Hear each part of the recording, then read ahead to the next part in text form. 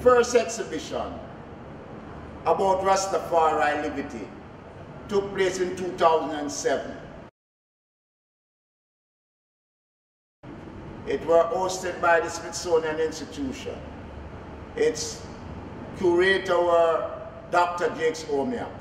He compiled all his 35 years work with Caroliani works as well. And they merged 50 years of findings and recording Rastafari into an exhibition such as Discovery of Rastafari.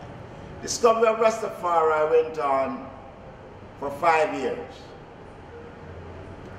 And after 5 years, it moved to Jamaica, where it were hosted as the Rastafari Exhibition by the Institute of Jamaica and its staff. It actually had been a national exhibition, even though most Rasta don't see themselves as a nationalist, not accepting Jamaica as their own, but Africa. This exhibition employed the atrocities that Rasta went through and the history that they buried, the words of Marcus Garvey and the words of the prophet before. They were the last set of forerunners to agitate for slave returning to Africa. So in this 2012 to 2013, actually the 1st of November 2013, the Rastafari Exhibition hosted in the IOJ Institute were launched. And it compiled different mansions representing back to Africa within different level of expression. The word for that is unity within diversity. Unity because 12 Tribe Bobonaya being the Orthodox Federation and others, they figurehead for those names, and any other name as organization come around have to be Rastafari. The difference narrative of each house, apart from the name Rastafari and what he represents, is what causes the diversity. But for that still, Rastafari today in Jamaica have been a prominent group of people permanently employ themselves to deal with peace and love, self-reliance, and going back to Africa someday by reparation or repatriational conduct. Today they still chant going back to Africa, even though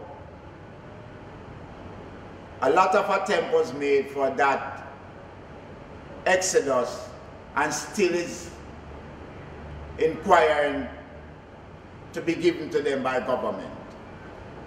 This exhibition comes at a right time now that the society has accepted Rasta innocency and their educational conduct and way of life have proven fruitful to the world and also to the Jamaican schools and people.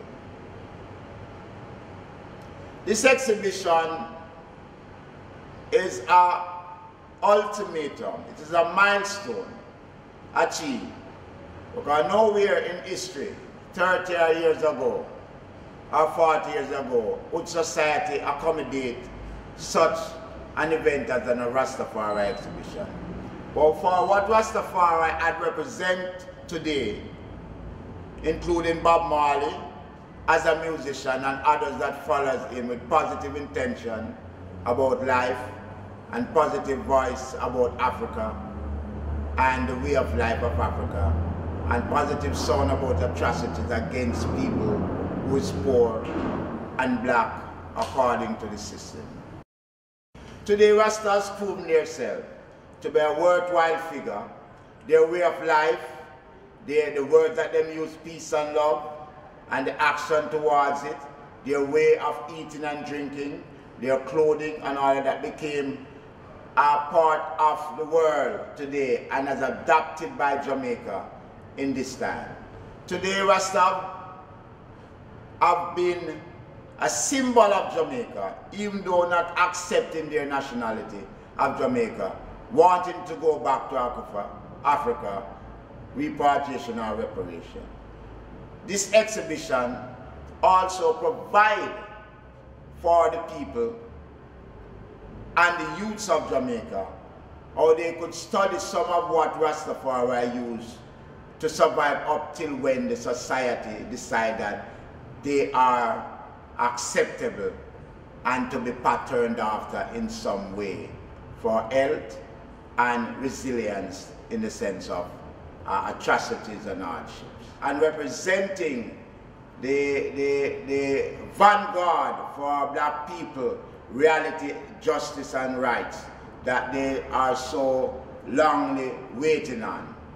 It's more than overdue and is deemed to be a part of the expectation of black people to fully merge out of slavery. Rastafari, representing the black people of Jamaica, the vanguard of the struggle, the voice of all the prophet them that led before, and those that represent now, are the vanguard of our destiny and the voice against poverty, brutalization, and atrocities. The main thing that Rastafari would fight against is white supremacy and black supremacy. Racism in Jamaica is very strong, unlike into South Africa. And over the years, from in the 1930s, 1920s, coming along, the harsh punishment of slavery and racism, all the Rasta people stand up for that cause. And they went through a lot of brutalization, being deprived of the basic needs of humanity for 85 years now and beyond.